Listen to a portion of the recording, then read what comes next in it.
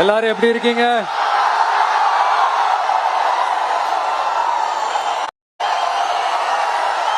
திருவாரூர் நாளே திருவாரூர் தியாகராஜர் கோயில் ஆடி தேர் தான் உடனே மனசுக்கு ஞாபகத்துக்கு வரும். திருவாரூர் தேர்னா சும்மா வாங்க, இந்த மண்ணோட அடையாளமாச்சு.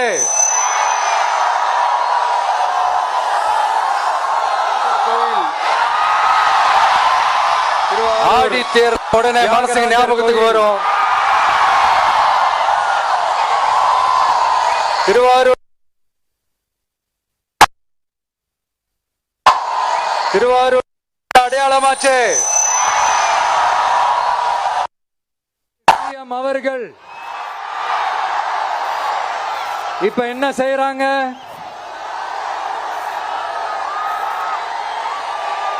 நல்லா ஓட வேண்டிய தமிழ்நாடு என்ற தேர நாலா பக்கமும் கட்டைய போட்டு ஆடாம அசையாம அப்படியே நிப்பாட்டிட்டாரு. இத பெருமையா வேற சொல்லிக்கிறாரு, சவாலா வேற சொல்லிக்கிறாரு. திருவாரூர் மாவட்டம் தான் அவங்களுடைய சொந்த மாவட்டம்னு பெருமையா சொல்லிக்கிறாங்க. ஆனா இங்க திருவாரூர் கருவாடா காயுது. அத கண்டுக்கவே மாட்டேன்றாங்க. அவங்க அப்பா பேர்ல பேனா வைக்கணும்னு சொல்றீங்க, எல்லா இடத்துக்கும் அவங்க அப்பா பேரை வைக்கிறீங்க. சாரி, உங்க அப்பா பேரை வைக்கிறீங்க. ஆனா உங்க அப்பா பிறந்த இந்த திருவாரூர் மாவட்டத்துல ஒரு அடிப்படை சாலை வசதி கூட சரியா இல்லையா சார்?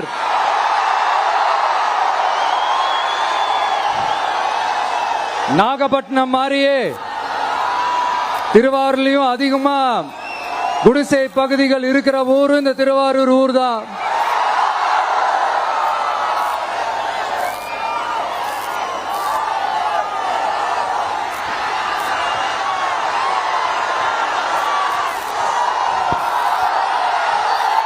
நண்பா, உன்னதான் கேக்குறேன், இங்க இருக்கிற யூனிவர்சிட்டியில எல்லா டிபார்ட்மெண்ட்ஸும் இருக்கு இருக்காதே?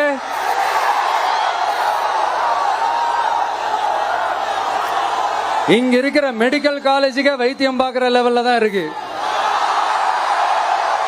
நண்பா,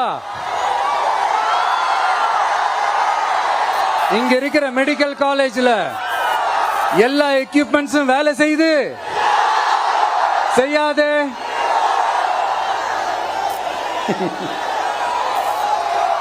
திருவாரூர் ஒரு மாவட்டத்தோட தலைநகர். ஆனா திருவாரூர் பஸ் ஸ்டாண்டுக்கு NHல இருந்து சரியா ஒரு ரோடு இருக்காது. கும்பகோணம், ஜெயங்கொண்டம், விருதாச்சலம், நீட்டாங்கலத்திற்கு புதிய ரயில் பாதை அமைக்கணும் என்ற கோரிக்கை 50 வருஷமா நிறைவேறாம இருக்கு. இந்த மாவட்டத்தில் ஒரு மந்திரி ஒருத்தர் இருக்கிறார். அவரோட வேலை என்னன்னு தெரியுமா? CM அவர்களுடைய குடும்பத்துக்கு சேவை செய்யறது. அவர் தான் அவருடைய வேலை. மக்கள் தான் இம்பார்ட்டன்ட்னு அவருக்கு நாம புரிய வைக்கணும். உங்களுடன் ஸ்டாலின், உங்களுடன் ஸ்டாலின், உங்களுடன் ஸ்டாலின் உங்க குடும்பத்துக்கு மட்டும்தான் சொல்லிக்கிறணும். மக்கள் கிட்ட அதை நீங்க சொல்லவே முடியாது.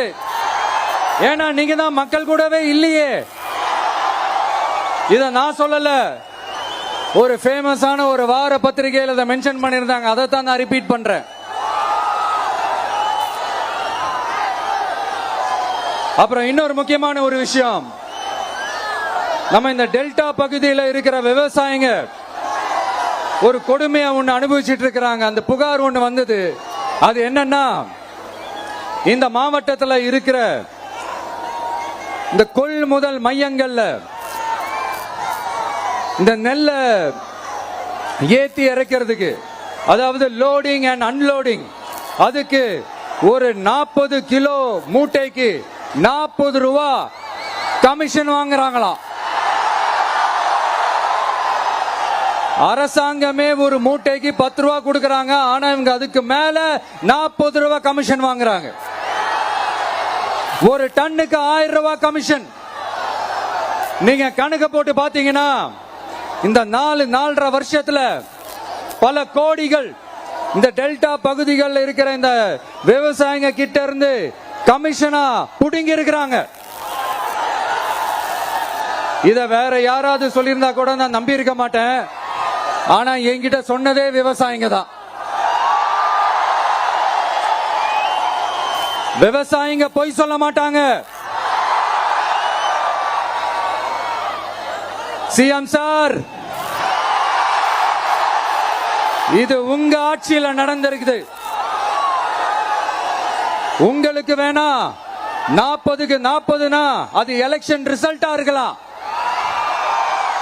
ஆனா இந்த டெல்டா பகுதியில் இருக்கிற விவசாயிகளுக்கு 40க்கு 40னா அவங்க வயித்துல அடிச்சு நீங்க வாங்கின அந்த கமிஷன்.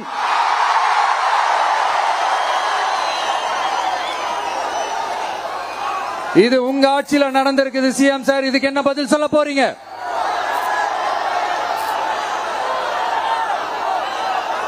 நான் அரியலூர்ல ஒரு விஷயம் நான் சொன்ன, திருப்பி நான் பேசுறேன். ஏன்னா அது ஆழமா உங்க மனசுல பதியணும்ன்றதுக்காக.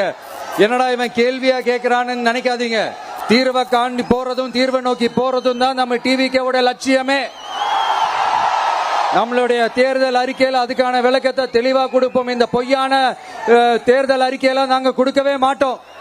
எது நடைக்கு சாத்தியமோ, எது உண்மையோ அதை மட்டும்தான் சொல்லுவோம், அதை மட்டும்தான் செய்வோம்.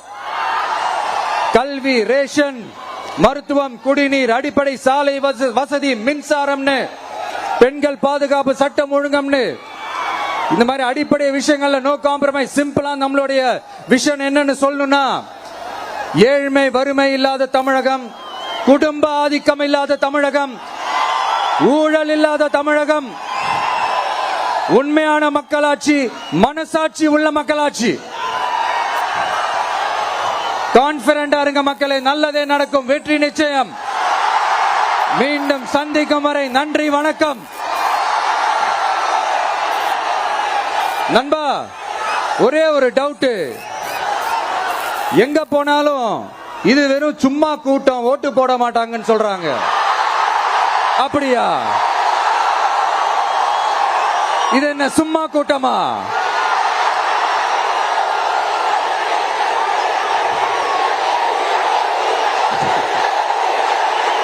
Thank you, thank you. கோடான கோடி நன்றிகள். Thank you, thank you.